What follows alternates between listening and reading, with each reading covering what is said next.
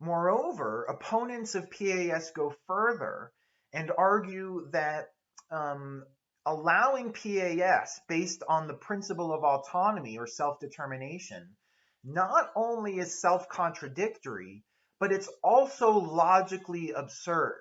That is to say, if we accept the principle of autonomy and self-determination, we will be led to a couple of logical absurdities. And in general, whenever an argument results in a logical absurdity, that demonstrates or that shows that the argument itself is absurd as well. This is called a reductio ad absurdum, reducing an argument to an absurdity. So for instance, if we accept the principle of autonomy, or if we accept the morality of PAS based on the principle of autonomy, then opponents argue we must also accept self-slavery, for instance. Now you might say, oh, that's ridiculous. It's never morally acceptable to sell yourself into slavery. And the opponents, like Leon Kass and Daniel Callahan, will say exactly. However, if you agree with the principle of autonomy, you have to agree that it's morally acceptable to sell oneself into slavery. If I want to make the free and autonomous choice to become a slave, for whatever reason, maybe I think that my life is too easy and it ought to be harder, so I want to become a slave. It's not going to harm anyone else if I become a slave, okay? So perhaps I ought to be allowed to do it. Based on the principle of autonomy or self-determination, that would follow.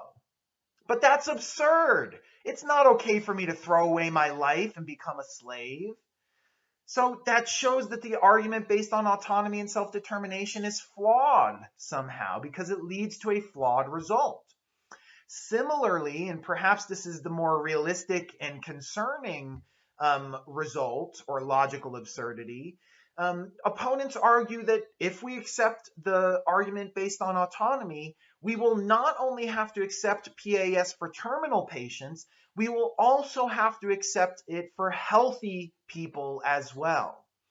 Again, if I, Sean Brady, want to die, if I want to commit suicide with the help of a doctor, and that's an autonomous decision that I'm making for myself, and it's not going to impact anyone else or harm anyone else, then according to the argument based on autonomy, I ought to be allowed to participate in PAS. Presumably, you think that's absurd. Healthy people should not be allowed to commit suicide with the help of a doctor. And so what that shows is that the argument for PAS based on the principle of autonomy must be mistaken. It must be flawed and absurd because it leads logically to absurd results. Again, ultimately, what this shows is that it is intrinsically wrong for a terminal patient to commit suicide.